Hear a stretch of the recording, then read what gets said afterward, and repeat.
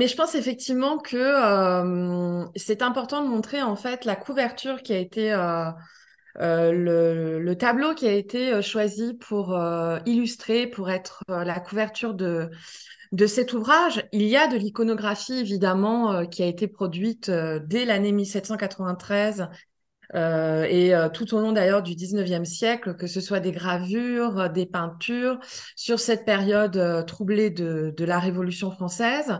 Mais je tenais vraiment à ce que ce soit cette peinture. Cette peinture, elle est de Georges Quin, qui est un peintre aujourd'hui largement oublié. Le titre de cette peinture, c'est Marie-Antoinette sortant de la conciergerie. Et ce tableau a été réalisé en 1885 et vous pouvez observer, découvrir cette œuvre au musée Carnavalet, au département évidemment Révolution française. Pourquoi j'ai tenu absolument à cette image et pas à une autre? Parce que on voit une chose qui me paraît essentielle. C'est l'extrême solitude. Alors là, il se trouve que c'est Marie-Antoinette, mais c'est évidemment aussi la solitude d'un certain nombre de guillotinés hommes, mais surtout des guillotinés femmes.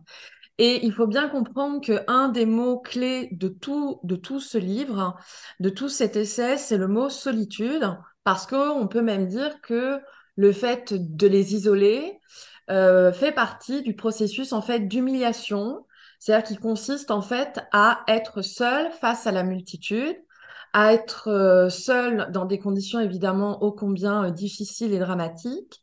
Et ça fait partie en quelque sorte de la mise en scène opérée par une partie des révolutionnaires, eh bien, pour détruire l'ennemi en politique.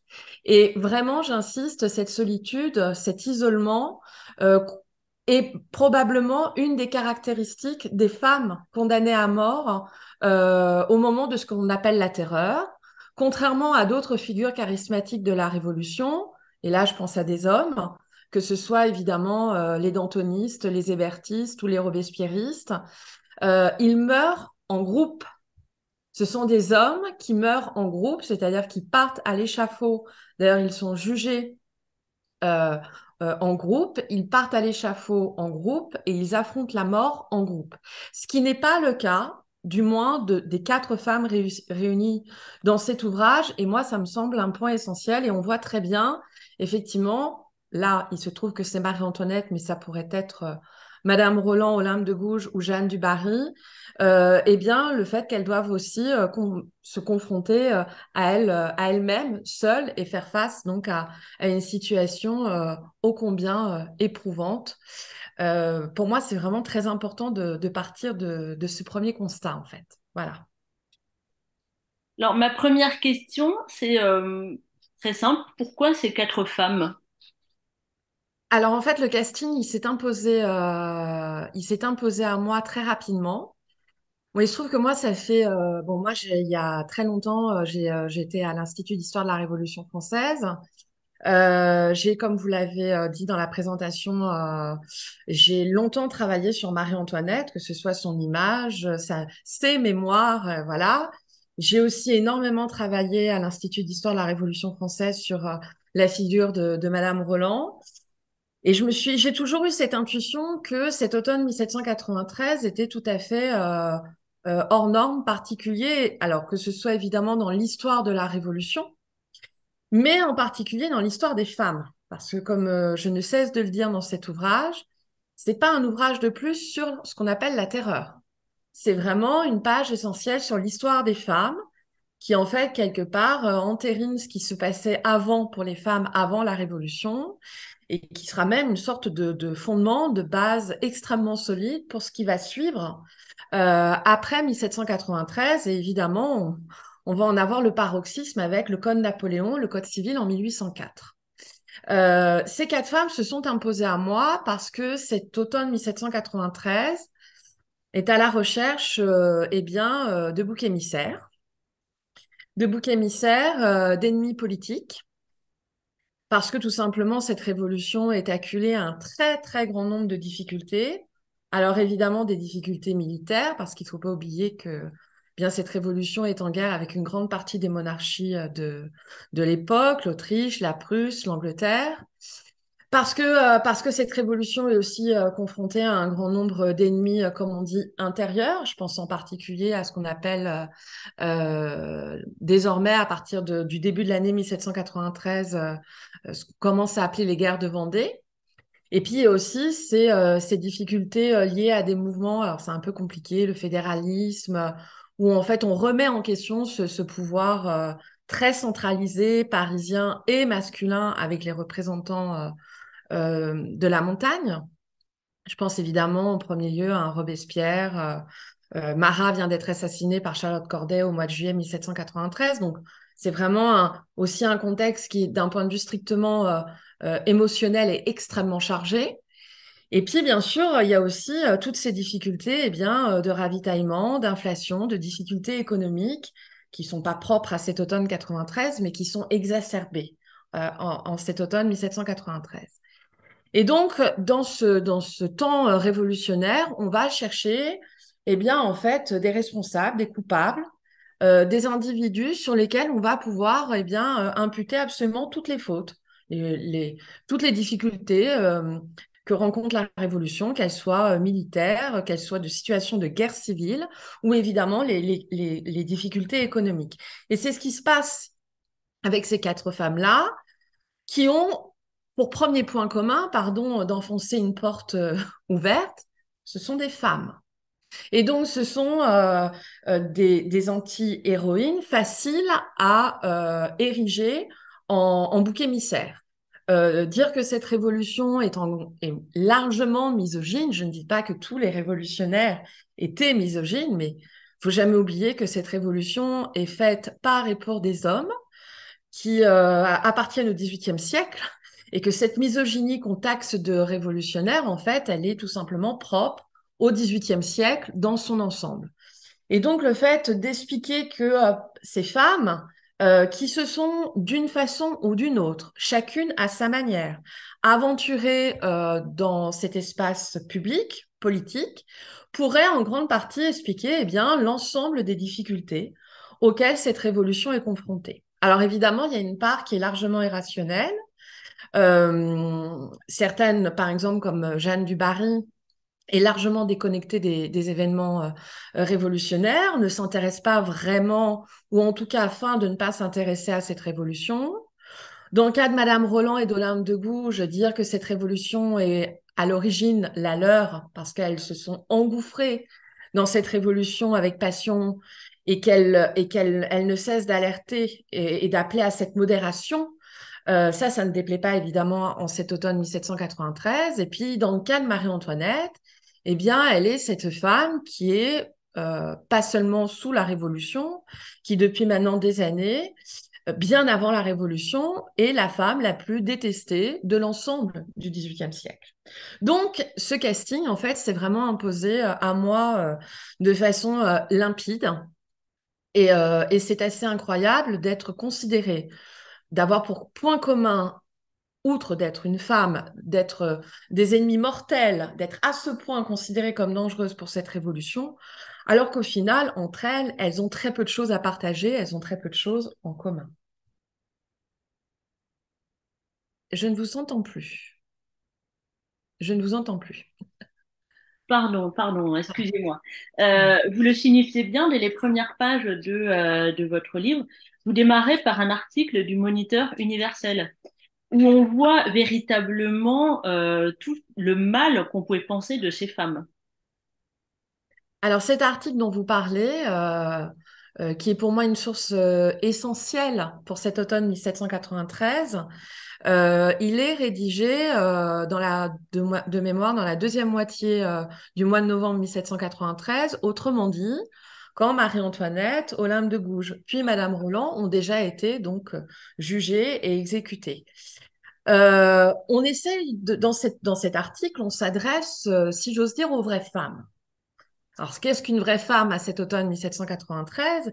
Ce sont les républicaines. Et les républicaines se doivent absolument de comprendre que leur place n'est pas du tout dans l'espace public ou politique, que ces femmes, parce que justement, elles ont osé fouler un territoire qui n'était pas le leur, qui est celui des hommes, qui est celui de la politique, des choses sérieuses, eh bien, elles l'ont payé très durement. Et de ce fait, c'est une rhétorique qui est assez quand même perverse. On explique dans cet article que la révolution n'est pas terrible, ou si elle l'a été, si elle a fait évidemment des exemples ou des contre-exemples à suivre pour les femmes républicaines, c'est justement pour éviter d'être terrible avec les femmes, le genre féminin.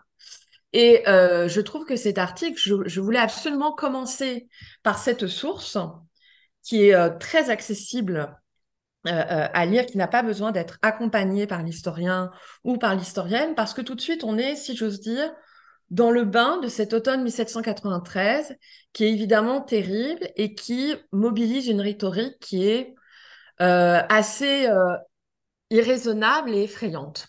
Voilà. D'ailleurs, on le voit tout au long de l'ouvrage que rien n'a été épargné à ces femmes, que ce soit du procès à l'exécution. Et notamment, ce qui est assez frappant, c'est de voir à quel point il y a une telle volonté d'humilier ces femmes. Mm.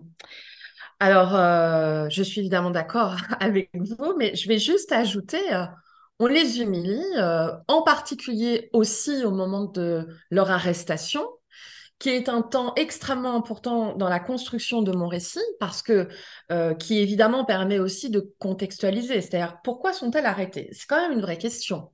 Pourquoi sont-elles arrêtées? Comment sont-elles arrêtées? Et on sent qu'il y a vraiment comment dire, dès le départ, il y a une volonté d'humiliation. Il y a une volonté, si j'ose dire, de domination. Ça, c'est très clair. Mais si on y réfléchit bien, l'humiliation, le processus de ce que moi j'appelle le processus de destruction de ces femmes, en fait, il était en vigueur avant qu'on les arrête. Et bien évidemment, à partir du moment qu'elles sont arrêtées, eh bien, on donne libre cours, eh bien, à une brutalité. Alors, j'insiste beaucoup tout au long de l'ouvrage, à la fois sur la mobilisation du verbe à des fins d'humiliation, de destruction. Il ne faut pas oublier que quand on est dans un temps de paroxysme politique, le verbe peut tuer, ou du moins peut contribuer à la mise à mort. Ça me paraît absolument évident. Et puis aussi, quelque chose qui, moi, me semble assez fascinant, et j'avoue que je ne crois pas que j'ai fait le tour de cette question dans ce livre. En même temps, on s'aperçoit, on le voit très bien par exemple avec la reine Marie-Antoinette, on ne cesse de l'humilier, on ne cesse de l'avilir, mais dans le même temps, on constate aussi, et les sources sont tout aussi fiables que pour montrer les temps d'humiliation, il y a aussi des respects instinctifs liés à la personne royale et au fait tout simplement que cette femme qui n'est plus rien, c'est-à-dire une reine déchue, qui est désormais veuve, qui est privée de ses enfants, qui est prisonnière depuis des mois et des mois, ce qui est, rappelons-le, quand même totalement inédit dans l'histoire de France. Eh bien, certains vont lui montrer un respect, vont montrer vont avoir des gestes à son égard, tout simplement pour essayer quand même de lui redonner un peu de sa dignité. Et on s'aperçoit hein, que ces femmes, évidemment, suscitent une haine incroyable, implacable, mais qu'il y a quand même des individus qui eh bien, se rendent compte que le traitement qui est réservé à ces quatre femmes, là j'ai donné pour exemple celui de Marie-Antoinette pour cause, parce qu'elle était quand même reine de France, mais on sent quand même qu'il y a une forme d'empathie qui finit par s'installer, une forme d'incompréhension à l'égard de cet acharnement, de toutes ces humiliations qui s'accumulent et qui sont évidemment difficiles, ne serait-ce qu'à soutenir. Euh, pour ceux qui peuvent constater la façon dont on traite ces femmes. Absolument, et notamment, il y a quelque chose qui m'a frappé à la lecture, c'est un exemple très concret par rapport à Marie-Antoinette, le fait qu'elle perde du sang. Oui. Et notamment, elle perd énormément de sang et il y a comme une volonté de la préserver par rapport à ça, sur quelque chose de très intime et de très gênant, je dirais, et ce jusqu'à l'échafaud. Et vous faites un parallèle intéressant entre le sang qu'elle perd et le sang qu'elle va perdre en perdant sa tête après. Alors, tout à fait. Alors ça, le sang de Marie-Antoinette, ce que j'avais appelé le sang malade de Marie-Antoinette, Ça fait très longtemps que je l'ai sous la main, parce que si j'ose dire, on n'écrit pas un livre comme ça sans avoir accumulé, sans avoir beaucoup écrit, parce que je peux vous assurer que c'est une expérience en termes d'écriture. Ça a été, euh, Ça a été pour moi très difficile à écrire ce livre. En termes de, comment dire, de soutenir tout ça et de trouver toujours cet équilibre, parce qu'évidemment, le sujet est dramatique. Je crois que j'ai réussi à ce qu'il n'y ait jamais aucun pathos, d'où aussi toute la réflexion que j'ai eue sur le format court parce qu'il y a un moment où il faut abréger les choses. C'est-à-dire qu'on dit les choses, on les analyse, mais il y a un moment où il faut aussi laisser au récit et aux mots, au pouvoir des mots, de faire leur propre travail. Et Ce sang malade, en fait, c'est un article que j'avais écrit, alors, je commence à être une vieille historienne, au moment de mon DEA, que j'ai soutenu évidemment à l'Institut d'histoire de la Révolution française, sous la direction de Jean-Clément Martin. Et j'avais donc travaillé sur ce sang malade de Marie-Antoinette que j'avais retrouvé dans un certain nombre de sources et en particulier dans des mémoires, aussi bien des mémoires qui avaient été éditées dès la fin du XVIIIe siècle, c'est-à-dire vraiment dans les années qui suivent l'exécution de la reine, ou tout au long du XIXe siècle.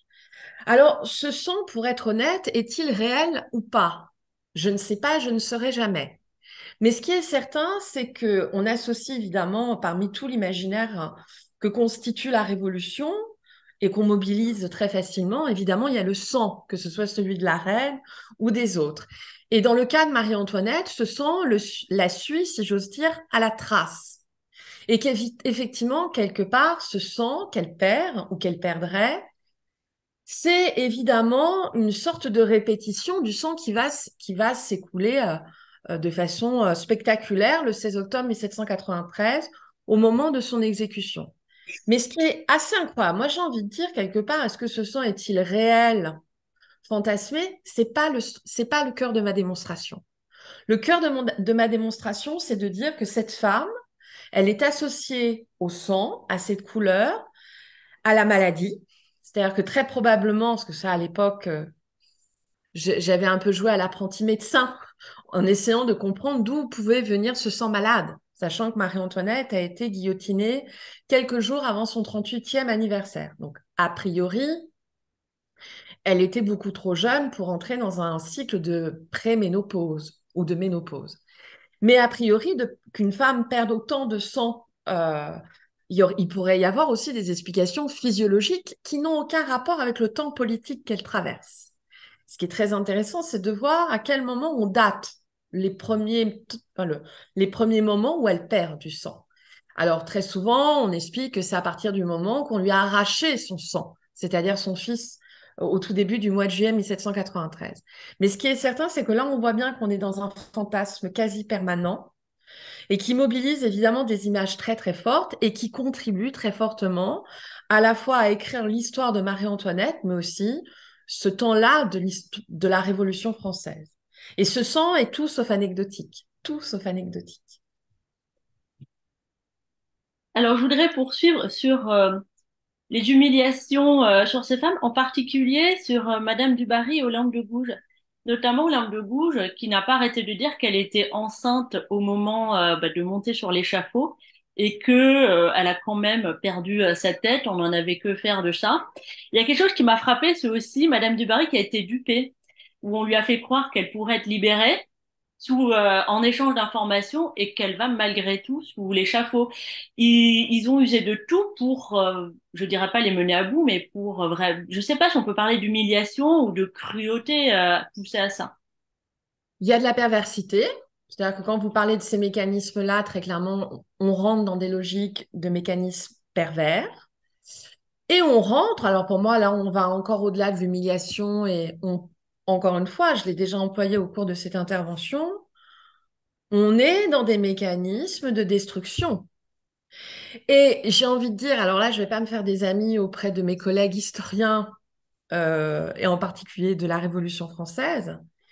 C'est à se demander quand même si c'est pas en cet automne 1793 que la jeune République apprend à travestir, à transformer l'adversaire politique en ennemi. C'est-à-dire qu'on n'est plus dans un champ politique seulement, mais que l'on rentre dans une autre catégorie, c'est-à-dire que pour avoir le dernier mot, encore une fois, bien évidemment, le contexte politique était euh, extrêmement difficile et la révolution était menacée de toutes parts. Mais qu'on s'entende bien, on voit bien quand même que ce ne sont pas seulement des adversaires politiques. D'ailleurs, je rappelle que ce sont des femmes. Donc déjà, pas des citoyennes. Enfin, on va peut-être rappeler quand même que ces quatre-là, ou les 13 autres millions de femmes vivant en France à la fin du XVIIIe siècle, ne sont pas des citoyennes et ne le seront à partir de 1944 en France. Voilà. Je me bataille un peu avec certains collègues historiens, on va dire aussi bien de sensibilité plutôt d'extrême gauche ou de droite dure, voire très dure, pour leur expliquer quand même il faut quand même rappeler que les femmes en France, que ce soit avant, pendant ou après ce qu'on appelle la terreur, n'ont aucun droit politique, que ça n'a gêné personne au moment de cette révolution, puisque la question des droits politiques n'a jamais pénétré l'espace de l'Assemblée, que ce soit l'Assemblée constitutionnelle, la législative ou la Convention, et que les femmes, cette révolution ne leur accorde, alors c'est bien, bon, mais c'était loin d'être suffisant, quelques droits civils. Donc effectivement, je trouve qu'à partir de ces quatre femmes, c'est aussi, si j'ose dire, c'est un peu aseptisé ce que je vais vous dire, mais c'est aussi un laboratoire politique. C'est-à-dire, qu'est-ce que l'on est prêt à faire, jusqu'où, pour renier sur la dignité de celui que l'on veut supprimer. Voilà. C'est évidemment absolument terrible. Il ne faut surtout pas réduire la révolution à ces quatre femmes et à ce que l'on appelle la terreur, évidemment pas. Mais il faut aussi comprendre qu'en période de révolution, à la fois on balaie quelque chose une société qui est millénaire, on recrée un nouvel ordre, et dans ce nouvel ordre, on crée aussi des choses qui sont très clairement négatives, qui relèvent effectivement eh bien, de l'humiliation, de la perversité. Et j'ai dit à un historien de la Révolution que on s'apprécie beaucoup tous les deux, c'est Olivier Coquard. Je lui ai dit, mais je crois qu'il faut vraiment désormais totalement dépassionner cette révolution parce que cette révolution, si par exemple la terreur a été mise à l'ordre du jour, mais n'a jamais, jamais, jamais été votée. Et donc c'est une erreur historique de parler de la terreur. C'est pour ça que moi, dans mes livres, quand je travaille sur cette période-là du 18e, toujours, je dis la période appelée la terreur. Mais la terreur n'existe pas. Il n'y a aucun texte, il n'y a pas de décret, il n'y a aucun texte. La loi, on n'a jamais voté la terreur. Voilà. Mais au demeurant, ça ne veut pas dire pour autant qu'il n'y a pas des choses qui, d'un point de vue strictement humain, l'humanité profonde, qui sont effectivement abjectes, iniques, et que ça fait partie de cette période historique. Dans toute période historique, il y a évidemment des complexités, des paradoxes, etc. Cette révolution n'échappe pas à cette règle. Voilà. Alors, on distingue deux groupes de femmes parmi ces quatre femmes, notamment Marie-Antoinette et Madame du Barry, qui étaient véritablement détestées. Et à contrario, Madame Roland et Olympe de Gouges, je dis pas qu'elles sont détestées, mais elles deviennent par essence des ennemies enfin, de la Révolution. Euh, et notamment, moi, il y a quelque chose qui est frappant, c'est que pour Madame du Barry et Marie-Antoinette, elles ont été décapitées parce qu'elles représentaient, elles incarnaient l'Ancien Régime. Hmm. Ah, alors ça, c'est très clair. Euh, si j'ose dire, la révolution solde des comptes. Et elle a même ce qui pour moi relève d'une forme de fantasme, d'imaginer que cet ancien régime, qui évidemment les hommes et d'ailleurs des femmes aussi de cette année 1793 détestent, d'ailleurs ce qu'on appelle la France de Louis XV, le règne de Louis XV, qui renvoie évidemment à un pouvoir qui est très clairement dégénéré. Et d'ailleurs, on pense qu'on va le régénérer en faisant couler le sang, par exemple, d'une Jeanne du Barry ou mieux encore, de la dernière reine de France. Il y a cette idée, effectivement, de balayer, de détruire les derniers vestiges de cette France, de ce que l'on appelle déjà, sous la Révolution, l'Ancien Régime.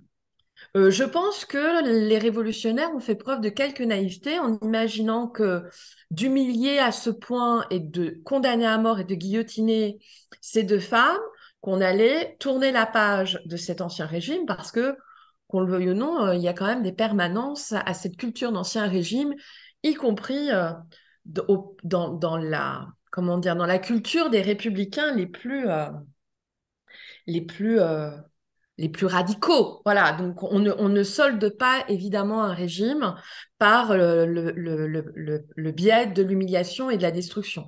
Mais au demeurant, il y a eu ce fantasme euh, parce qu'elles aussi, ces deux femmes, représentaient des symboles extrêmement forts, mais pas en 1793, depuis des années, voire au moins depuis 2 décennies, c'est-à-dire depuis la mort de Louis XV en mai 1774. Faut jamais faire de l'histoire du XVIIIe en se concentrant et en voulant comprendre, par exemple, le temps de la Révolution sans le XVIIIe avant. Parce que sinon, on ne peut pas comprendre cette révolution. Ce n'est pas possible. En tout cas, c'est mon point de vue. Moi, j'aimerais maintenant aborder, c'est le courage des femmes face à la mort. C'est Hmm. quelque chose qui est vraiment très présent dans cet ouvrage et on voit qu'elles ont des attitudes assez différentes vis-à-vis de ça, notamment pour Madame du Barry en tout cas, qui est littéralement effrayée de passer sur l'échafaud. Et on la comprend parce que, parce que je rappelle que même si on a vanté en partie à juste titre eh bien ce mode de mise à mort juridique qui est effectivement très efficace, au demeurant, alors c'est souvent parce que ces derniers mois, beaucoup de journalistes m'ont dit, mais enfin quand même, c'est quand même une mort très rapide. Effectivement, à partir du moment, moi j'ai beaucoup travaillé là-dessus, à partir du moment où vous arrivez au pied de l'échafaud, que vous montez les quelques marches, que vous êtes attaché à la planche à bascule et que la lame du couperet tombe, c'est quelque chose qui relève en fait en termes de temps, ça représente quelques poignées de secondes. Soit.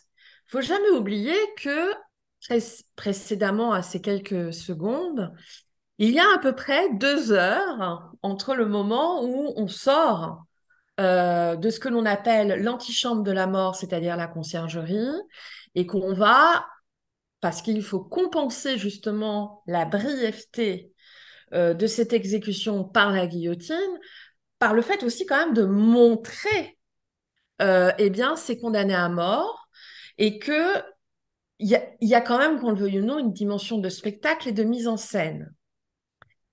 Ne pas oublier non plus qu'on est dans les dernières années du XVIIIe siècle et que, contrairement à ce qu'on essaye de nous faire croire, l'Ancien Régime, effectivement, dans ces dernières années, n'a pas écartelé. Voilà, je veux dire, le dernier écartèlement au cœur de Paris, c'est le fameux Damien en 1757. Mais qui n'a pas vu de la violence, que ce soit quand on habite dans une grande ville comme Paris ou à la campagne, qui n'a pas vu des phénomènes de violence, des pendus, des gens bâtonnés? C'est-à-dire que cette violence, quand on parle de ce 18e, le plaisir de vivre, on parle de douceur de vivre, c'est pas la douceur de vivre du tout, c'est le plaisir de vivre sous la plume de Talleyrand. Faut jamais oublier que c'est un siècle qui, comme toute époque historique, est profondément violent. Voilà. Donc, il y a aussi cette idée, effectivement, de mettre en scène ces morts. Je rappelle, je reviens à une de vos questions précédentes, on est aussi là par le biais de l'humiliation et de la mise en scène pour créer des contre-exemples, pour dire voilà, quand les femmes s'aventurent dans l'espace public, voilà ce qui leur arrive et voilà ce qu'il faut qu'il leur arrive. Donc évidemment, eh bien, c'est édifiant, c'est long, c'est très long, et ça mobilise évidemment beaucoup, que ce soit la population, des badauds, la force armée. Imaginez quand même que, par exemple, pour une Marie-Antoinette, on a mobilisé, pour une condamnée à mort, on a mobilisé plus de 30 000 gendarmes et gardes nationaux.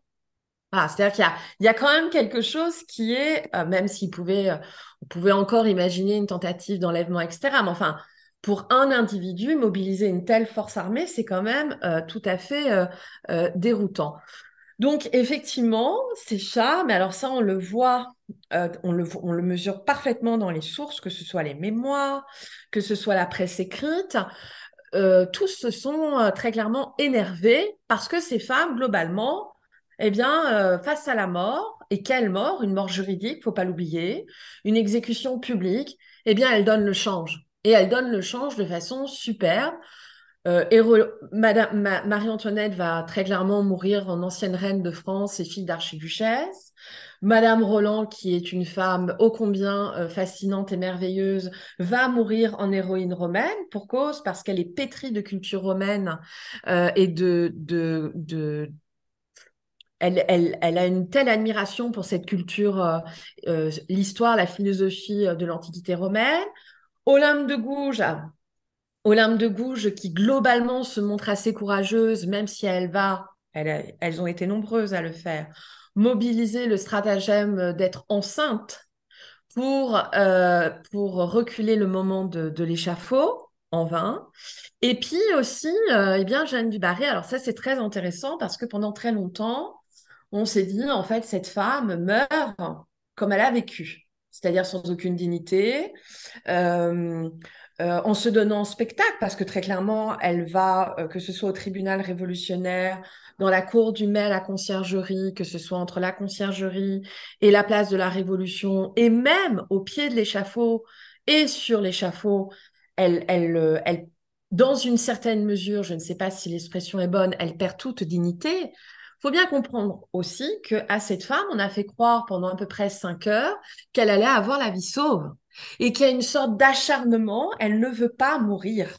Voilà, elle ne veut pas mourir. Alors nous, on le comprend avec nos sensibilités. Et c'est aussi pour ça qu'en partie, je crois, aujourd'hui, une Jeanne du Barry suscite beaucoup d'intérêt, que ce soit auprès des historiens ou, par exemple, des cinéastes, parce qu'elle a une humanité et parce qu'elle ne veut pas mourir à 50 ans sur un échafaud. Voilà. Mais à l'époque, ça a été interprété évidemment contre elle, c'est-à-dire qu'elle meurt sans aucune dignité. Faut pas non plus oublier que cette société du 18e, quoi qu'on en dise, est une société qui reste profondément euh, catholique, qui a un rapport à la mort qui est celle des hommes et des femmes au catholicisme du XVIIIe siècle, et donc qui ont été aussi élevés dans un rapport à la mort, qui, même si une révolution est passée par là, et même si en France officiellement il n'y a plus de religion d'État, il y a un rapport à la mort qui dépend très clairement de son milieu social et de son éducation, évidemment. J'aimerais m'arrêter sur ces femmes en tant que mères. Hmm. C'était toute mère de famille. Et notamment, on a arraché les enfants de Marie-Antoinette lorsqu'elle était en prison. Et on apprend dans ce livre que son fils serait devenu un jacobin. Il aurait eu un lavement de cerveau. Et il y a quelque chose d'intéressant, c'est Olympe de Gouges, où son fils l'a complètement renié. Et justement, où il affirme qu'elle méritait justement de passer à la guillotine. Alors, on est toujours dans cette idée d'entreprise de destruction. Tout est permis, tout est possible. Dans le cas de Marie-Antoinette, ce processus de destruction passant aussi par le biais de ses enfants ne date pas de la Révolution. Bien avant la Révolution, Marie-Antoinette, c'était déjà la mauvaise mère, évidemment en premier lieu la mauvaise reine, la mauvaise femme et même la mauvaise reine. La mauvaise mère, pardon. C'est-à-dire que, et là je pense évidemment au point d'orgue de son procès, c'est-à-dire la fameuse accusation d'inceste. Euh, cette accusation et tout ce qui a eu lieu autour du dauphin, qui a été très clairement manipulé. On n'a pas forcément le temps de rentrer dans des explications un peu psychologiques ou psychologisantes de ce gamin, parce que c'est un enfant. Évidemment, cet enfant est totalement manipulé dans un contexte qui est pour lui forcément difficile à vivre parce que qui est totalement hostile à sa mère et on lui explique que les problèmes les problèmes de cette révolution, les problèmes des hommes et des femmes qui font cette révolution, leur problème, c'est en premier lieu à cause de sa mère. Donc forcément, on va aussi lui expliquer que sa mère, eh bien, c'est une femme épouvantable, c'est une mère épouvantable, et donc on va lui faire dire absolument n'importe quoi. Alors, ça, c'est pas propre à la Révolution, c'est vieux comme le monde. Si vous voulez attaquer un individu, que ce soit d'ailleurs un homme ou une femme, on peut remonter à la plus lointaine antiquité, on trouvera des exemples euh, de mères incestueuses. Je pense par exemple à ces femmes, les Messalines, les Agrippines de l'Antiquité romaine. On les a à un moment ou à un autre accusées d'inceste. C'est un mécanisme ce n'est absolument pas la Révolution qui l'a inventé. C'est vieux, si j'ose dire, comme le monde. Dans le cas d'Olympe de Gouges, j'ai envie de dire que la compréhension est encore plus douloureuse. Pourquoi? Parce qu'Olympe de Gouges a élevé son fils, qui est resté son fils unique, en femme des Lumières. C'est-à-dire que c'est une femme qui n'avait pas forcément beaucoup d'argent, mais qui a dépensé une grande partie de sa fortune pour que son fils soit le mieux éduqué, le mieux instruit possible. Elle l'a toujours beaucoup protégé, elle lui a même fait bénéficier, d'ailleurs, avant la Révolution et pendant cette révolution, de ses réseaux, et y compris de ses réseaux, bien sûr, littéraires, mais aussi politiques. Alors, dans le cas d'Olympe de Gouges, il faut comprendre qu'il faut absolument la considérer comme une femme de lettres. Au XVIIIe siècle, les femmes de lettres font partie des femmes qui s'exposent dans l'espace public et qui sont parmi les plus détestées, les plus honnies par l'ensemble de la société française. D'ailleurs, j'insiste que ce soit les hommes ou les femmes. Alors, la femme, ce qu'on appelle au XVIIIe siècle la femme auteur, le mot autrice existe, hein. Mais les femmes qui écrivent ne veulent surtout pas qu'on les appelle autrices pour cause, parce que l'autrice, au XVIIIe siècle, c'est un synonyme de prostituée. Donc, aller expliquer à une Olympe de Gouges ou à une Madame Roland qu'il faut qu'elles utilisent ce mot pour désigner leur activité littéraire, non, elles ne le peuvent pas. Par contre, il y a cette expression de femme auteur. Et cette expression de femme auteur, il faut comprendre que pour les familles de ces femmes, et d'ailleurs, si on élargit au XVIIIe siècle, on le retrouve grosso modo jusqu'à la deuxième moitié du XXe siècle. C'est extrêmement difficile d'être l'enfant d'une femme de lettres. Parce que c'est une femme qui pense, parce que c'est une femme qui défend des idées, parce que c'est une femme qui est lue, et que, alors je sais qu'avec nos sensibilités actuelles, on a beaucoup, beaucoup de mal à mesurer cela, mais euh, parmi les femmes qui peuvent d'une façon ou d'une autre occuper une place dans l'espace public, les femmes qui écrivent font partie des plus détestées. Moi, je parle même très clairement de politique de haine à leur égard. Et il faut bien comprendre que ce Pierre Aubry, c'est-à-dire le fils d'Olympe, non pas que je lui trouve des excuses. Il faut bien comprendre que être le fils d'Olympe de Gouges, et en particulier en cette année 1793, c'est très difficile. C'est difficile, évidemment, pour sa carrière. Il évolue dans les troupes de l'armée républicaine. Mais c'est aussi difficile tout simplement pour sa survie.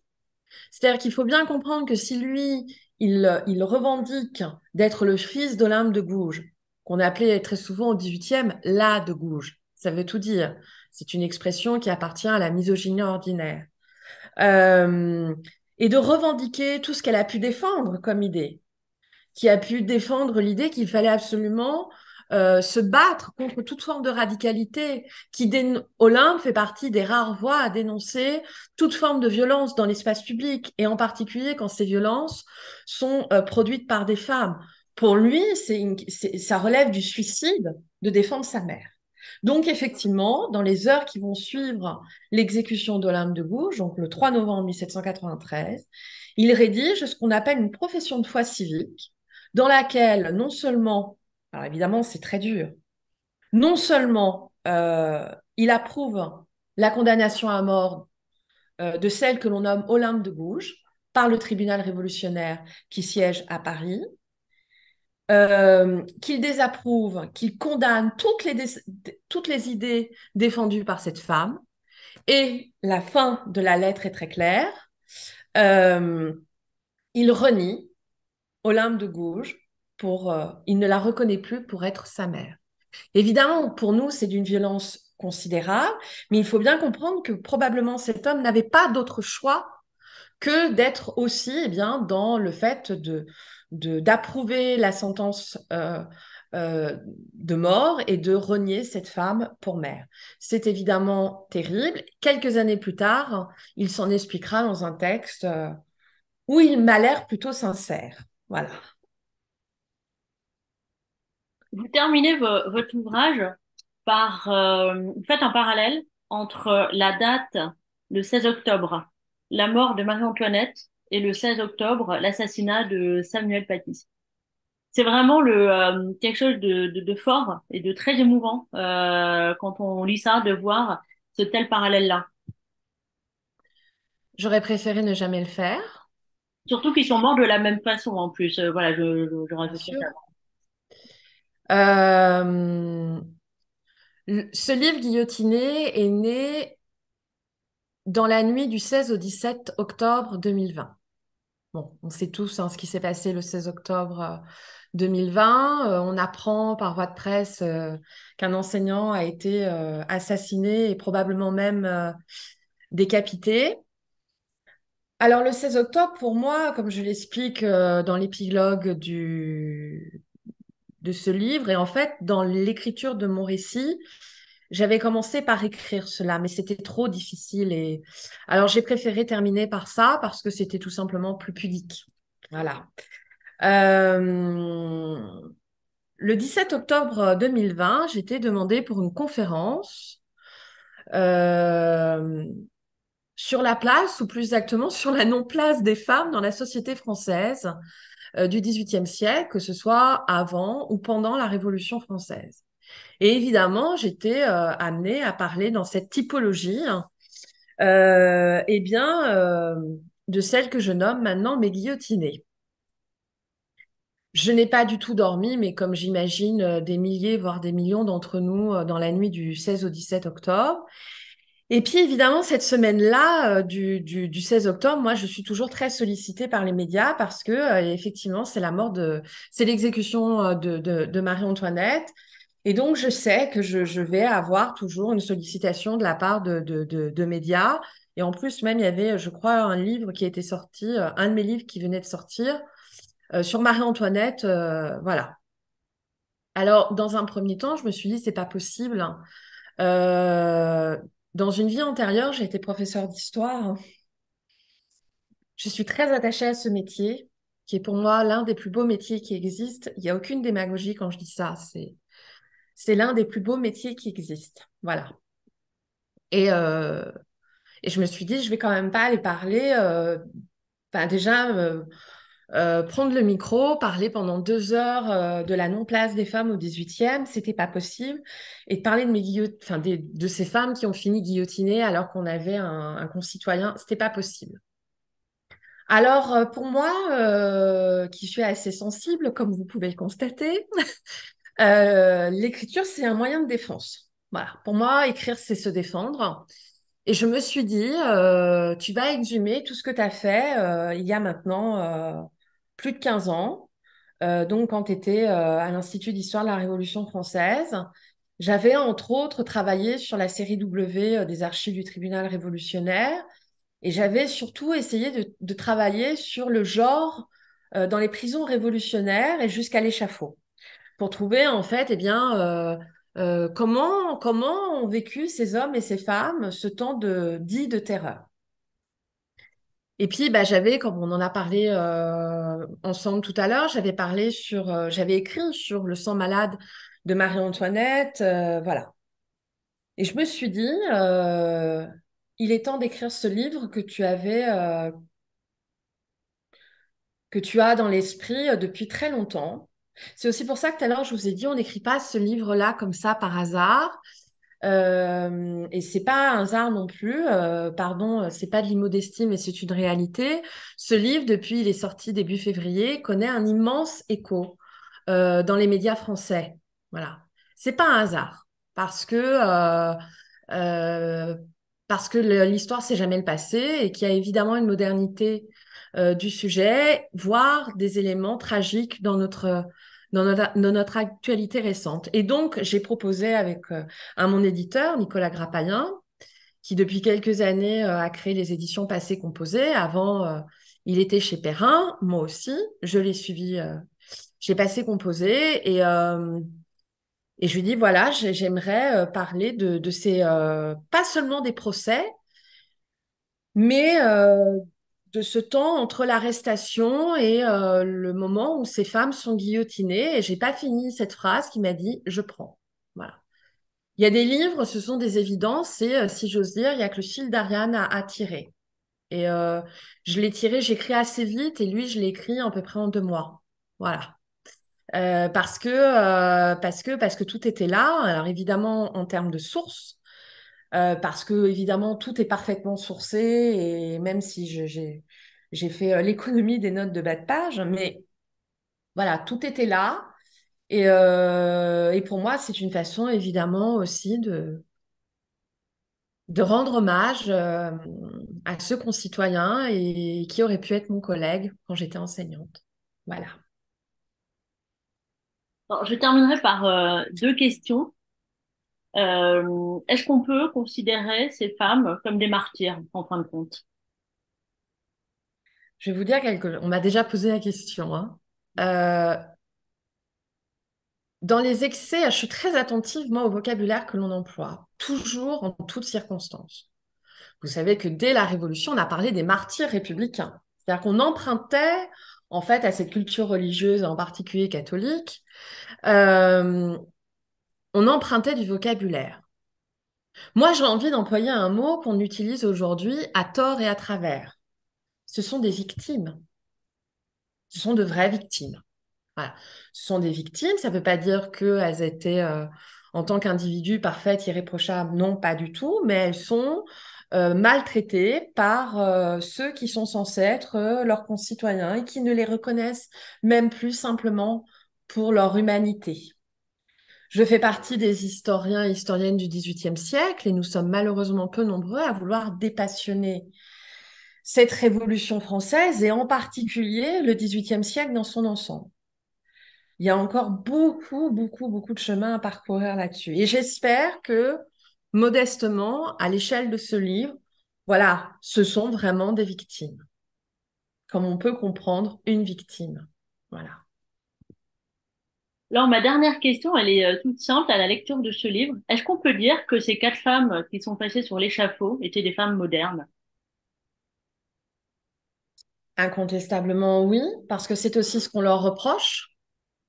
Il faut bien comprendre qu'en ce XVIIIe siècle, la plupart des femmes, et c'était aussi le cas d'ailleurs d'une Madame Roland, qui a été la première à intérioriser, par exemple, le fait que parce qu'elle est née femme au milieu du XVIIIe siècle, il y avait un certain nombre d'interdits qui lui étaient imposés, comme par exemple le fait de refuser catégoriquement d'être considérée comme femme auteur, comme femme de lettres.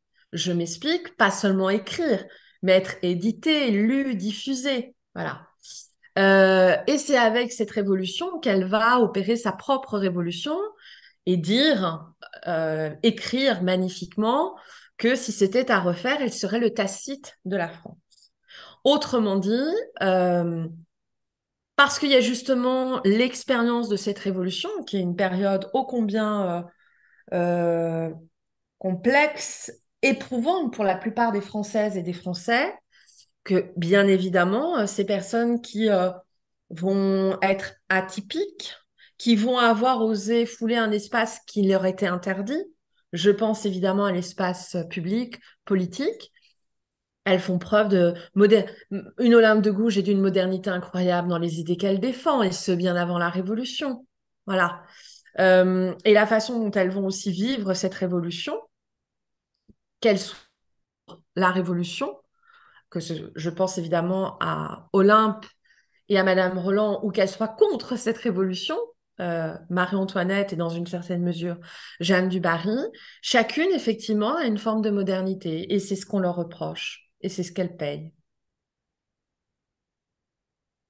Alors, je n'ai plus de questions, mais est-ce que vous avez des choses que vous souhaitez dire ou quelque chose que vous n'avez pas pu exprimer que vous souhaitez faire maintenant?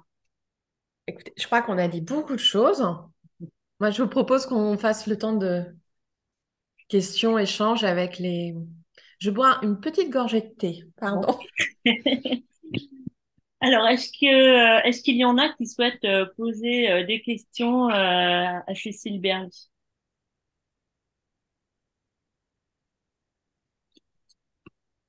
Et Oui. je voulais poser une question, mais il m'a semblé que j'ai toujours eu l'impression que pendant la Révolution française, certains droits étaient les femmes connaissaient quand même certains droits. Alors, c'est peut-être une méconnaissance de ma part. D'abord, la possibilité du divorce. Hmm. Euh, les hommes et les femmes peuvent divorcer, alors que autrefois, le mariage était à la vie, à la mort. La deuxième chose, c'est qu'il me semblait aussi que le mariage, je parle surtout du mariage, c'est vrai que bien ici, le mariage ne se faisait plus de manière arrangée, mais pour des questions de choix, et que la femme autant que l'homme était impliquée. Euh, est-ce que, est-ce que je sais que Olympe de Gouges a écrit la Déclaration des droits de la femme et de la citoyenne. Mais est-ce qu'il n'y a pas eu une espèce d'espoir qui a été présenté aux femmes françaises à travers la Révolution? Je peux vous répondre, c'est bon? Oui, oui, oui. Alors, tout à l'heure, j'ai dit qu'il fallait quand même rappeler effectivement que les femmes, alors je ne parle pas évidemment en particulier de ces quatre femmes-là, mais des femmes, c'est beaucoup plus général, elles n'ont pas de droits politiques. En revanche, vous avez raison, elles ont quelques droits civils. Et il me semble que d'ailleurs, tout à l'heure, je ne me suis pas étendue sur cette question, elles ont effectivement acquis, grâce à la Révolution, quelques droits civils. Alors, il y a le divorce. Attention, le divorce, il faut quand même, par consentement mutuel. C'est un divorce, comment dire, qui, dans un premier temps, a été demandé, mais qui, même jusqu'à l'abolition du divorce en 1816, c'est-à-dire au cœur de la Restauration, était un droit sur lequel on n'avait pas osé revenir, mais qui, dans l'absolu, n'était pas véritablement appliqué. Par ailleurs, les femmes, avec la Révolution, on peut obtenir, par exemple, le droit de tester, c'est-à-dire de rédiger seul, en tant qu'individu, sans, comment dire, sans autorité masculine, par exemple, de rédiger seul leur testament, ou elles pouvaient, par exemple, avec la Révolution, désormais témoigner au tribunal. Mais cela dit, il faut dire les choses, et là, même si le législateur avait œuvré, il y avait quand même un décalage entre ce que représentait encore la parole des femmes devant un tribunal. Voilà, c'est-à-dire qu'évidemment, l'évolution des mentalités, nous le savons tous, est toujours extrêmement lente, pour le dire poliment. Voilà. Mais par contre, j'insiste, même si elles ont obtenu quelques droits civils, quant à la question du divorce, il faut aussi faire attention. euh, la question du divorce a été obtenue de façon... ça a été chaotique hein, dans l'Assemblée. Voilà, ça a été chaotique et en soi, cette question de l'obtention du divorce sous la Révolution, ça pourrait être le sujet d'une conférence à lui tout seul. C'est-à-dire que c'est pas linéaire, c'est pas simple. Voilà. Mais par contre, certes, la Révolution a accordé quelques droits civils aux femmes. La question des droits politiques n'a jamais, jamais, jamais été, ne serait-ce qu'énoncée pour être appelée à être discutée au sein de l'Assemblée. Et ça, tout à l'heure, je l'ai dit, hein, quelle que soit l'Assemblée nationale, donc la constituante, la législative ou la convention, cette question n'est, d'où d'ailleurs la déclaration d'Olympe de Gouges. Hein, c'est-à-dire qu'il faut bien aussi rappeler que quand Olympe écrit cette brochure, c'est qu'il y a aussi en disant, bon, alors concrètement, quand vous parlez par exemple de la Déclaration des droits de l'homme, euh, même si implicitement, là je me cache derrière Mona Ozouf, hein, quand on parle des droits de l'homme qui est voté par l'Assemblée nationale le 26 août 1789, on le sait, on parle de l'homme dans son universalité. Mais là, il y a quand même une incohérence. C'est-à-dire pourquoi on parle, par exemple, dans la mise en place de cette jeune république, du vote des citoyens hommes.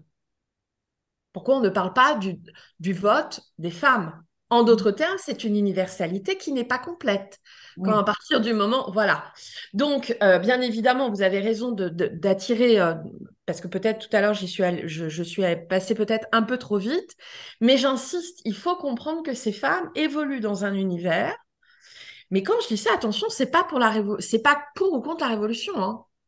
Parce que je me bataille aussi avec des historiens qui veulent nous faire croire que le 18e, c'est le siècle de l'ambition féminine et que c'est la Révolution qui a balayé l'ambition féminine en France. Non, mais ça, c'est une idéologie, parce que c'en est une, qui s'inscrit dans de la nostalgie et dans une logique contre-révolutionnaire. Mais quand je dis contre-révolutionnaire, au sens le plus propre du terme, c'est-à-dire d'être contre au moins la plupart des acquis de la Révolution et de l'œuvre révolutionnaire dans son ensemble.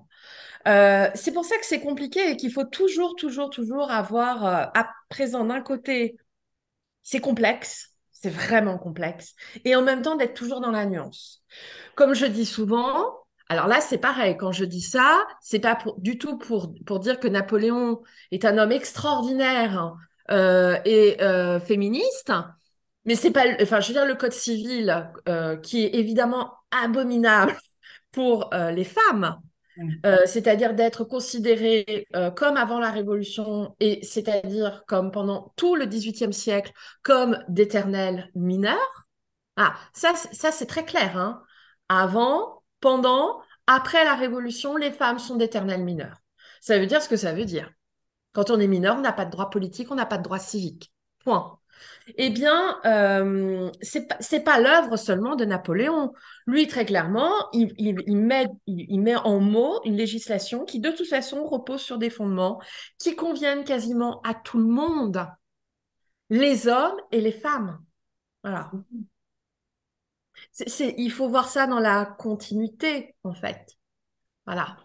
Dans un siècle long, voire dans une continuité entre siècles. Sinon, on ne peut pas comprendre les choses, en fait. Oui. Et alors, vous aviez une deuxième question, si j'ai bien compris, sur l'espoir qu'a pu représenter cette révolution. Oui. À dire que les femmes ont été extrêmement déçues. Je pense que la première, c'est évidemment une Olympe de Gouges, avec d'autres, mais attention, elles sont très peu nombreuses. Et d'ailleurs, très souvent, on les dépeint comme des sortes de furies révolutionnaires. On parle même de sans-culottes féminins. Pas possible, il n'y a pas de sans-culotterie féminine. Il y a des femmes de sans-culottes, mais il n'y a pas de sans-culotterie féminine à proprement parler. Mais Euh, bien évidemment, elles ont quand même, en tout cas pour celles qui s'intéressent à la Révolution, qui s'intéressent au fait que les femmes n'ont pas de droit, elles ont ce sentiment extrêmement désagréable de s'être fait avoir, sachant que les femmes ont représenté une force essentielle dans le processus révolutionnaire dès les premiers temps de la Révolution. À partir du moment qu'il y a l'irruption, je déteste le mot peuple, on va dire des forces populaires sur la scène révolutionnaire, les femmes sont présentes, hein. On les voit évidemment au moment de la prise de la Bastille, on les voit au moment des journées d'octobre 89 et à bien d'autres moments. Et d'ailleurs, et c'est là où ça devient complexe et d'autant plus passionnant. Une Olympe de Gouges déteste ce surgissement de la violence révolutionnaire produite par des femmes. Olympe l'écrit, et très bien, en révolution, jamais le sang ne doit couler. Et elle est pas tendre avec les femmes qui se conduisent, si j'ose dire, comme des hommes. C'est-à-dire qu'elles sont violentes, qu'elles donnent le coup de poing, etc., qui utilisent des armes, etc., etc. Elle est contre. Voilà. Et elle le dénonce. Et ce que beaucoup d'ailleurs ne comprennent pas. On a voulu, Olympe a échappé à 2 reprises. Et la dernière fois, de mémoire, c'est en mars ou mai 1793. Olympe échappe à ce qu'on appelle un guet-apens. C'est-à-dire qu'on l'attend très clairement et bien, pour lui tomber dessus et l'abattre. C'est une méthode d'intimidation. Tout à l'heure, pendant nos échanges, hein, je l'ai dit, en fait, ce que l'on fait à partir du moment où elles sont arrêtées, si on y réfléchit bien, c'est que la continuité de ce qu'elles ont pu subir, peut-être de façon moins intense, moins brutale physiquement, avant l'arrestation. Elle échappe à ce guet-apens. Ce n'est pas le cas de la célèbre Théroigne de Méricourt, avec laquelle Olympe s'entendait très bien. Oui.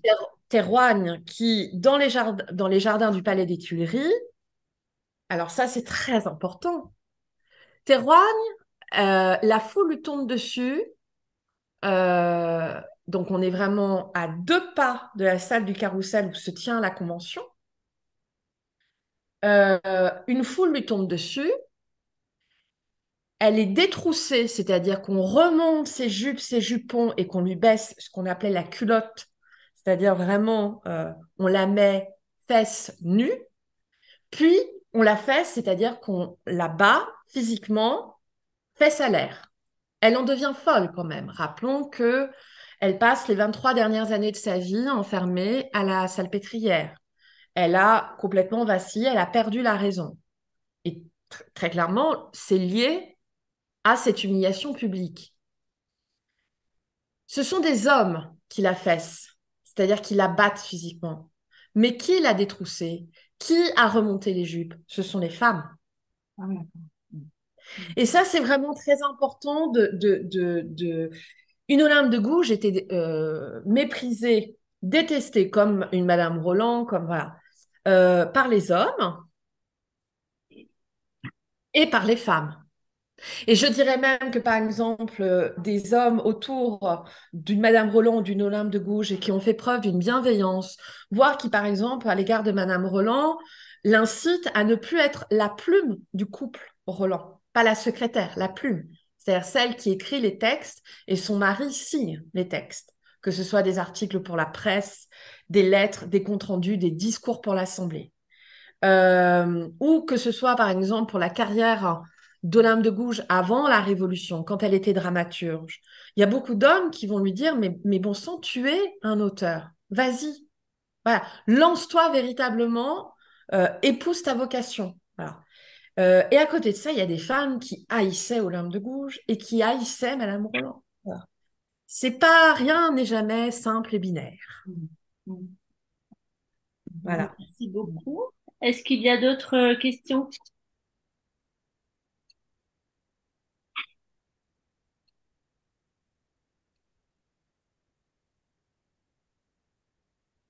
Oui, je voulais poser une question, s'il vous plaît. Vous m'entendez?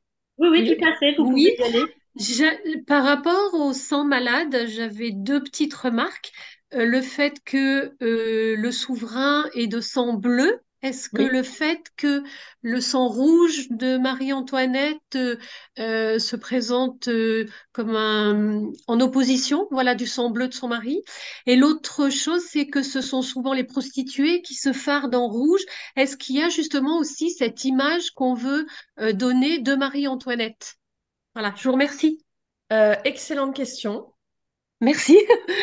Sang bleu et vous m'avez dit le phare. Le phare des prostituées, oui, qui se fait en rouge. Oui, oui, bien sûr. Alors, le sang bleu, excellente hypothèse. C'est-à-dire qu'effectivement, est-ce qu'il n'y aurait pas une opposition entre ce que l'on appelle le sang bleu des aristocrates et ce sang rouge malade et qui est en quelque sorte, comme j'ai dit tout à l'heure, une sorte de répétition avant l'exécution? Pourquoi pas? Mm. Mais, et là où, parce que les sources, je les avais vraiment étudiées, tout ce que j'ai pu trouver sur ces traces de sang. Vous savez, j'ai même trouvé dans des sources que à la conciergerie, lieu humide, et c'est vrai que c'est humide, la conciergerie, euh, les murs transpiraient non seulement d'humidité, mais aussi du sang des victimes de la terreur, et y compris du sang de la reine, et y compris quand elle était enfermée à la conciergerie. Mais je n'ai jamais trouvé aucune trace où on mentionne ce sang bleu, par opposition au sang rouge. Mais cela dit, ça pourrait être l'objet d'une reprise de l'article, parce que c'est très intéressant. Donc, je ne peux pas vous en dire plus, si ce n'est que du point de vue source, je ne peux pas répondre de façon satisfaisante à votre question. D'accord. Le phare des joues, et les joues évidemment excessivement fardées, Alors, là, par contre, dans l'article que j'avais consacré, cet article que j'avais consacré à Marie-Antoinette, donc sur son sang malade, je parle justement de ses joues qui sont extrêmement rouges, rougies, de ses yeux qui sont injectés de sang, et on insiste évidemment dans les sources, dans les témoignages, que ce soit les mémoires ou la presse écrite, que les yeux sont injectés de sang. Tiens, si maintenant que j'y pense, parce que cet article, je l'ai quand même rédigé en 2007, hein, donc ça date. Il y a un élément bleu chez Marie-Antoinette dans ce corps qui part à l'échafaud. Marie-Antoinette fait partie des rares condamnés à mort de la Révolution dont les mains ont été attachées derrière le dos, pas devant, voilà, attachées derrière.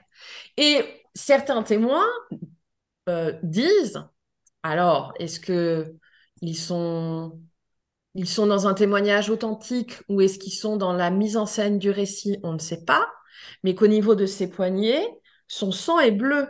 Les poignets sont bleus par le fait des liens serrés de la corde. Vous avez parfaitement raison.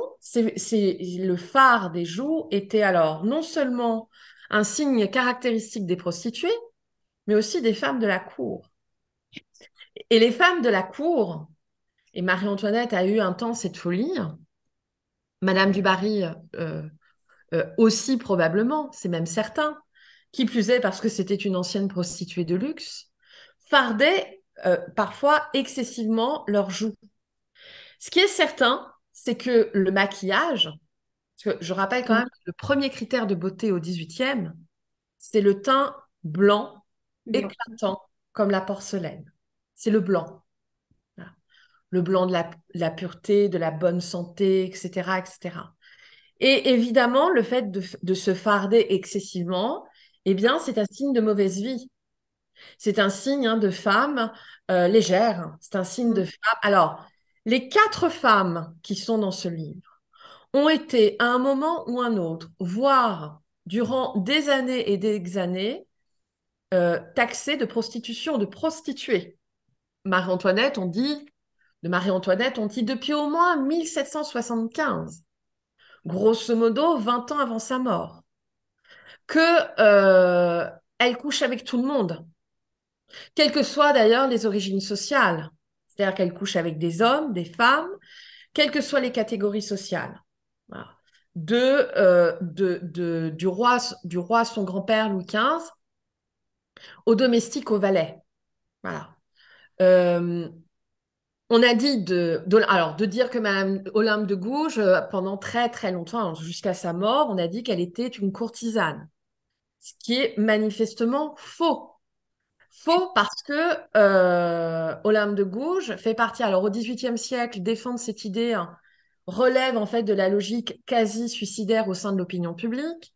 Elle défend l'idée de l'union libre. Elle est viscéralement opposée au mariage. Pour cause, son mariage, elle considère que son mariage a été très court, mais absolument épouvantable. Elle a probablement connu ce qu'on appelle aujourd'hui les violences conjugales.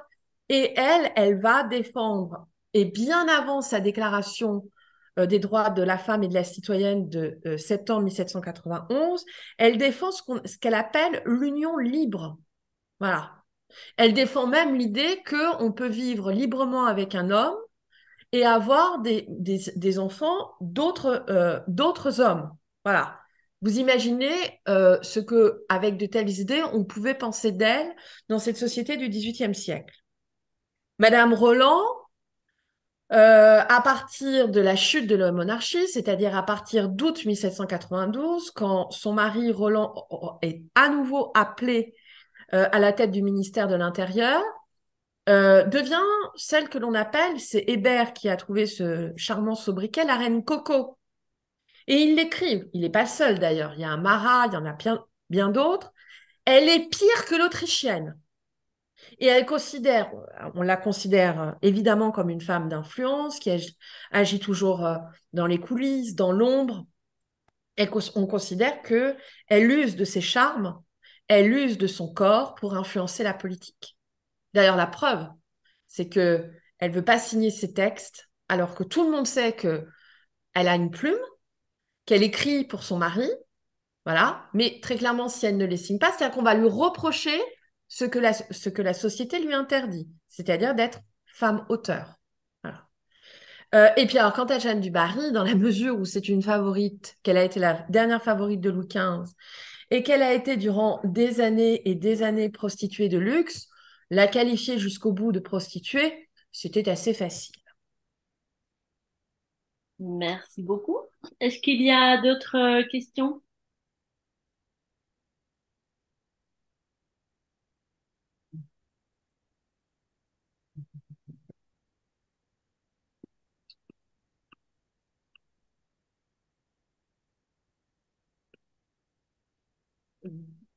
Je veux juste, j'ai pas vraiment une question, juste constater qu'effectivement, les femmes devront attendre jusqu'à 1946 en France pour avoir le droit de vote.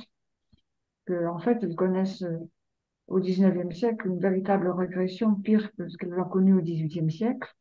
Et que ça va être, enfin, c'est vraiment à partir de la Première Guerre mondiale qu'elles vont commencer peu à peu à essayer de retrouver leurs droits. Je sais pas ce que vous en pensez, je sais pas. Mais De retrouver ou d'avoir? d'avoir leurs droits, plutôt que de retrouver. Juste, les femmes votent pour la première fois en France en avril 45, 1945. Oui, Voilà. Ce que j'en pense, c'est que le 19e siècle est le siècle, pour moi, du grand enfermement des femmes. Entre autres parce qu'il commence avec, on en a parlé tout à l'heure rapidement, le Code Napoléon 1804. Alors là, comme je l'ai dit tout à l'heure, mais je le répète, la femme est une éternelle mineure. Il est du devoir des hommes de protéger les mineurs. Donc une femme, parce qu'elle est de constitution physique fragile, parce que c'est une femme, euh, parce qu'elle enfante, parce qu'elle a ses règles. On n'emploie jamais le mot règle, hein, bien sûr, mais parce que parce qu'elle pense avec son utérus. Les femmes ne peuvent en aucun cas se mêler de choses sérieuses, des choses de l'esprit, de l'écrit, du politique, de la philosophie. Alors, et de la politique, c'est-à-dire être citoyenne, n'en parlons même pas. Mais ça va encore un petit peu plus loin que ça. Et ça, c'est pareil, ça fait partie un peu de mes engagements en tant qu'historienne. Travaillant sur l'histoire des femmes, moi, je distingue de plus en plus deux champs, qui est l'histoire du féminisme, ou des féminismes, parce que le féminisme, ça ne veut rien dire, et l'histoire de l'émancipation féminine ou des femmes. Euh, je fais partie des gens qui ont une admiration sans borne pour une certaine George Sand, qui pour moi, si on y réfléchit bien, c'est Olympe de Gouges qui lui a ouvert la voie. Bref, il y a des liens et des continuités saisissantes entre Olympe et George Sand sur la professionnalisation des femmes de lettres, en fait.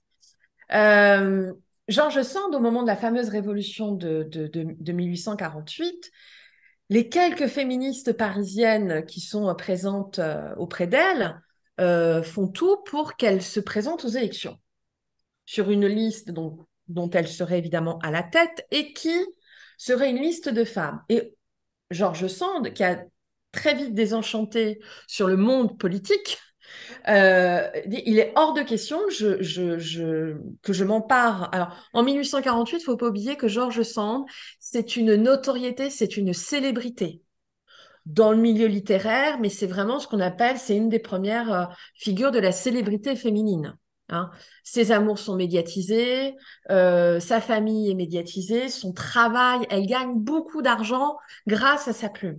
Ça, faut pas l'oublier. Hein. C'est-à-dire que quand des femmes viennent la voir en 1848 pour lui demander de porter en fait la cause des droits féminins, elle ne choisit certainement pas George Sand au hasard, qui plus est parce qu'elle s'est beaucoup engagée dans cette révolution de 1848 et en particulier en écrivant des articles. Euh, la réponse de George Sand, c'est un véritable couperet pour ces femmes. Elle est très claire. Mais les femmes ne peuvent pas voter pour le moment. Pourquoi? Parce qu'elles ne sont pas éduquées. Voilà.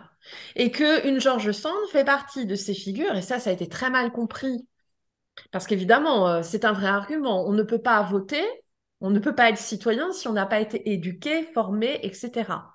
Là où elle oublie, c'est que les hommes n'étaient pas forcément éduqués, formés, etc. pour voter, mais qu'il y a effectivement, elle le dit, la priorité absolue pour les femmes, l'éducation. L'accès, évidemment, à l'écriture, à la lecture, à la connaissance. Ce sont les idées défendues par très peu de philosophes des Lumières au cours du XVIIIe siècle, et en partie par une Olympe de Gouges, sauf qu'Olympe, elle allait beaucoup plus loin parce qu'elle voulait non seulement que les femmes soient éduquées, mais surtout qu'elles puissent être considérées comme des citoyennes. Un Condorcet a pour obsession, l'éducation des femmes. Voilà. Il y a pas de citoyenne, et d'ailleurs Condorcet le dit très clairement, il n'y a pas de citoyen sans éducation, c'est-à-dire sans instruction. Voilà. Euh, Au demeurant, si une George Sand a refusé de porter une liste dite féministe, le mot féministe d'ailleurs n'existe pas vraiment encore en 1848, hein. Ça a été très mal perçu et on lui en a fait le reproche. Mais pour autant, est-ce qu'elle n'est pas une figure essentielle de l'émancipation féminine? Est-ce que par son parcours de vie, alors qu'elle n'a pas plus de droits que les autres femmes, elle vit évidemment dans une société où la loi, où les règles sont les mêmes pour elle. Mais par son caractère, par son parcours de vie, elle s'émancipe, elle s'affranchit. Voilà. Comme une Colette, qui est une passion pour moi. Colette, est-elle féministe ou pas? Ben non, parce que de toute façon, Colette, les droits, la politique ne l'intéresse absolument pas, le collectif, ça l'intéresse absolument pas, et comme elle a trop fréquenté la vie politique de la Troisième République, puis de la Quatrième, elle sait qu'il n'y a pas grand-chose à attendre, en fait. Voilà. Pour autant, est-ce que Colette, par son parcours de vie, parce qu'elle a réussi à imposer au sein de ses maris, enfin auprès, pardon, de ses maris, de la société dans laquelle elle évoluait, ce qu'elle a réussi à faire, c'est un exemple extraordinaire, exceptionnel d'émancipation féminine. Et moi, maintenant, dans mes travaux, et ce sera le cas de mon prochain, allez, du prochain livre qui est déjà écrit, de montrer qu'en fait, il ne faut pas tout confondre. L'émancipation des femmes, c'est pas forcément le féminisme tel qu'on l'entend aujourd'hui. Et que cette émancipation n'a pas forcément seulement pour objectif la question des droits politiques. Ça ne veut pas dire que la question des droits politiques des femmes n'est pas importante, qu'on ne me fasse pas dire, voilà.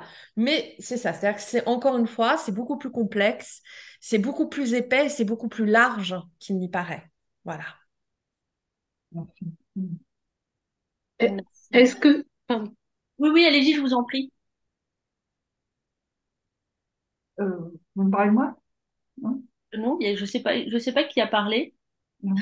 Ah, j'aurais voulu rebondir si c'était possible sur ce que vous disiez, parce qu'il y a quand même eu des femmes scientifiques, enfin des femmes comme Madame du Châtelet au 18e. euh, comment, enfin du coup, est-ce elles étaient émancipées? Est-ce que vous les considérez comme des femmes émancipées ou juste des femmes qui travaillaient, on va dire, un peu dans leur laboratoire, à part de tout, et justement un peu à part de la société? Et enfin Alors, voilà, je ne sais pas quelle place elles avaient dans la société, ces femmes savantes. alors, au sein, Émilie du Châtelet meurt brutalement au cours de l'année 1749. Donc, en plus, on est dans la première moitié encore du 18e. Émilie du Châtelet, elle est connue dans la société française, surtout parce que c'est une aristocrate extrêmement importante et que, évidemment, sa liaison la plus connue avec Voltaire a déchaîné les passions. Voilà. Mm. Euh, et par ailleurs, Émilie du Châtelet elle-même adorait s'enfermer dans son laboratoire, travailler sur ses traductions de Newton, etc., etc. Mais elle aimait aussi la culture de son temps et de sa caste. Elle fait partie des femmes les plus féminines elle a probablement dépensé encore plus d'argent pour ses toilettes, ses bijoux, ses robes, ses chapeaux et ses collets fichés que pour la science. Elle est totalement à part. Et elle est entre autres totalement à part parce que elle a été, il faut dire les choses, brillantissime, l'objet d'une admiration, pour ne pas dire d'une vénération sans borne de la part d'un certain nombre, et en premier lieu de Voltaire, et il faut jamais, jamais oublier qu'elle va véritablement exister par ses travaux qu'elle consacre à Newton à partir du moment où Voltaire, pour lui rendre hommage et rendre hommage à sa mémoire, publie ses traductions, ses travaux sur Newton après sa mort. C'est-à-dire qu'elle devient cette scientifique et cette femme, évidemment, il y en a eu bien d'autres, hein, qu'on est en train de... Mhm. Quand je dis on, c'est pas, je n'ai pas d'exemple particulier en tête, mais les femmes occupent de plus en plus une place dans l'histoire des sciences, et pour cause, parce que bah, c'est une véritable fourmilière, en fait. Mais Émilie du Châtelet, attention, elle est à ce point typique et importante elle occupe vraiment une place hors norme et qui est essentiellement liée, encore une fois, à sa naissance aristocratique.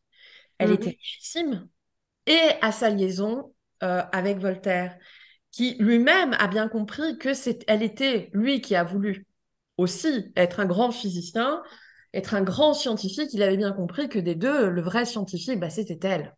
Hein. Mhm. Que aux yeux de la société et de l'opinion publique, eh bien, celle qui devenait une scientifique incontournable, c'était elle. Et vraiment, je pense que euh, la, la Société française et européenne des Lumières va prendre mesure de l'apport d'Émilie du Châtelet aux sciences, à l'histoire des sciences, Newton, etc., quand on va commencer à pouvoir lire ses travaux, c'est-à-dire après sa mort. Mhm. Mais c'est un vrai sujet, femmes et sciences. Hein. Oui, je trouve, puisque vous parliez justement d'émancipation, de droits civils, de la place de la femme dans la société, et là on a l'impression que elles restent un peu à part. Elles évoluent dans un milieu qui était masculin, mais elles restent bien, j'allais dire sagement, entre guillemets, dans ce milieu-là. Et personnellement, je n'en connais pas qui sont passés ensuite dans un domaine politique, enfin voilà, qui ont navigué un peu dans les Ce deux sont, sphères. ce sont des femmes de leur temps. Hmm. C'est-à-dire qu'elles ont intériorisé ce qui leur Oui, était permis elles restent de à leur faire ou place. de ne pas faire. Hmm. Et ça, c'est pour ça que, oh, puis après tout, je vais le dire parce que je ne vois pas pourquoi je vais me priver.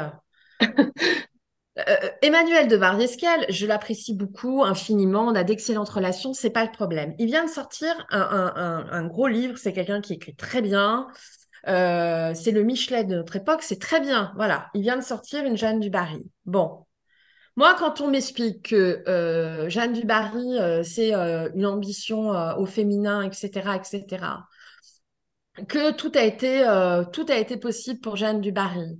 Parce que non pas c'était Jeanne du Barry et qu'elle avait un fort caractère, un fort tempérament, etc., mais parce que c'était ce 18e qui permettait, c'était le siècle de l'ascension féminine.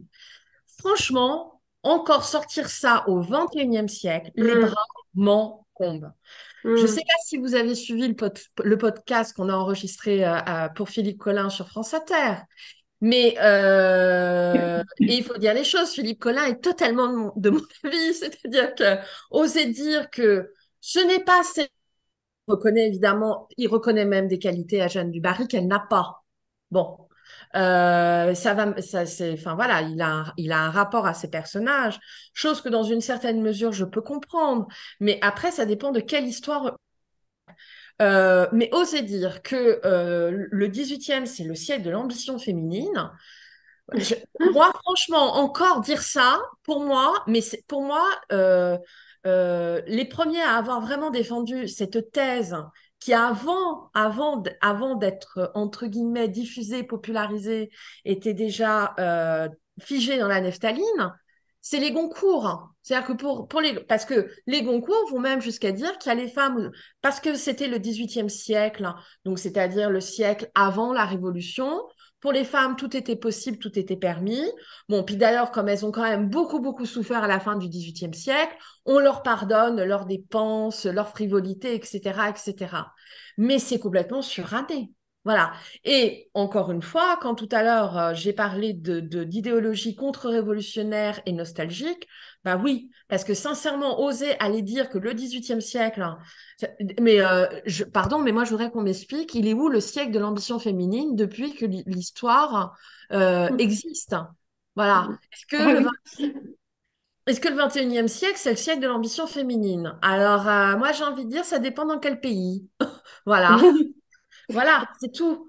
Il y a une journaliste, il y en a même plusieurs, hein, qui m'ont dit, mais vos guillotinées, elles me font penser aux Iraniennes aujourd'hui. Bah oui, évidemment, évidemment. Voilà. Et j'insiste, on s'aperçoit quand même. Et alors moi qui suis d'un féminisme très, très mesuré, hein, et je pense très nuancé, en tout cas, j'espère que vous en êtes rendu compte, oser dire que ce 18e, alors oui, qu'il y a eu des femmes exceptionnelles, mais d'ailleurs, il n'y en a pas qu'au 18e des femmes exceptionnelles, hein. Il y en a eu à chaque époque. Mais au demeurant, ce siècle, eh bien, c'est certainement pas le siècle qui a voulu donner une place aux femmes et surtout le pouvoir. Certainement pas. Certainement pas. Voilà. Merci beaucoup. Merci. Oui, merci beaucoup. Merci. Est-ce qu'il y a d'autres questions?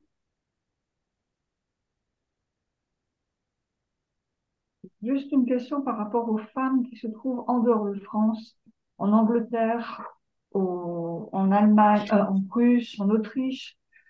Comment était la condition de ces femmes? Parce qu'il y a eu comment se situaient ces femmes au XVIIIe siècle? Parce que je sais qu'au XIXe, dès la fin du XIXe siècle, il y a eu des femmes comme Emmeline Pankhurst qui ont Hmm. très vite réclamé le droit de vote et qui se sont battues même de manière très violente. Je voulais savoir si au XVIIIe siècle, les femmes européennes connaissaient les mêmes situations que les femmes françaises. Alors, au 18, comme je le dis souvent, l'Europe au 18e, elle est française. C'est-à-dire qu'il y a une telle fascination pour la culture française, pour les savoir-faire français, etc., etc., que tout ce 18e siècle, et évidemment en particulier le 18e des cours, copie le plus possible ce qui est français, ce qui est, comme on dit, à la française. Pour répondre, j'espère de façon pertinente à votre question, j'ai envie de vous dire que c'est pas forcément une question de pays au 18e. C'est une question d'appartenance sociale. C'est-à-dire que, par exemple, dans une société, parce qu'attention, nous, le 18e français, qu'on le veuille ou non, une monarchie absolue de droit divin. C'est le cas de la quasi-totalité des pays formant l'Europe à cette époque, avec des nuances. Vous allez avoir des despotes dits éclairés, ce qui n'était pas du tout notre cas. Et encore, vous savez, moi, plus j'y ai réfléchi, et plus je pense que, par exemple, le règne le plus long du 18e, c'est celui de Louis XV. Bah, Louis XV, c'est largement un homme des Lumières. Même si par sa fonction, en fait, évidemment, il ne peut pas remettre en cause la toute-puissance de l'Église catholique et il ne peut pas dire que son pouvoir n'émane pas de Dieu, ce n'est pas possible. Voilà. Mais dans ses centres d'intérêt, dans ses lectures, dans ses préoccupations, en fait, il appartient beaucoup plus à la société dite des Lumières qu'à la société de la monarchie absolue. Moi, je pense que dans les autres pays, les logiques sont peu ou prou les mêmes. C'est-à-dire qu'on va réfléchir selon les interdits qui pèsent dans la société dans laquelle on vit, dans laquelle on évolue. Et surtout, tout dépend de sa caste, c'est-à-dire de sa catégorie sociale. On peut avoir probablement beaucoup plus de liberté, par exemple, qu'on soit en Prusse, en Autriche-Hongrie, en Angleterre, etc., quand on est une aristocrate ou une bourgeoise, avec d'autres contraintes, que quand on est une femme appartenant dite aux classes populaires. Mhm. Pour moi, en fait, de ce point de vue, d'un bout à l'autre de l'Europe, on pourrait probablement faire la même typologie. On pourrait faire les mêmes bilans. Voilà, pour moi. Même si je dois reconnaître que je ne connais pas forcément d'exemples, j'ai pas forcément. Si, les exemples sur lesquels j'ai travaillé, ce sont des souveraines comme par exemple Catherine II ou une impératrice reine comme Marie-Thérèse, mais elles sont évidemment uniques à l'échelle et du 18e et, dans leur condition de femme, bien évidemment. Donc, elles sont pas forcément... enfin voilà, elles nous permettent de répondre à la question qu'en partie. Voilà. Mais je pense en fait que dans cette Europe qui suit tellement les modes à la française, et dans cette Europe aussi qui se cristallise toujours en deux camps, soit on va du côté des Lumières, soit on va à côté des anti-Lumières, on retrouve ça en fait dans n'importe quelle part du territoire européen, en fait. Merci. Merci. Merci beaucoup. Alors, est-ce qu'il y a une toute dernière question pour Cécile Berly?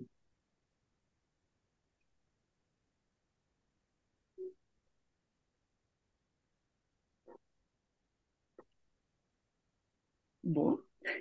Dans ce cas, nous arrivons au terme de nos échanges. Merci infiniment, Cécile Berly. Ça a été véritablement passionnant. Et Oui. ça nous a permis d'avoir peut-être un autre regard sur cette période de l'histoire et d'avoir aussi quelques petites corrections sur certaines croyances qu'on a pu avoir. En tout cas, merci beaucoup, merci pour vos questions et ben, je vous dis à bientôt.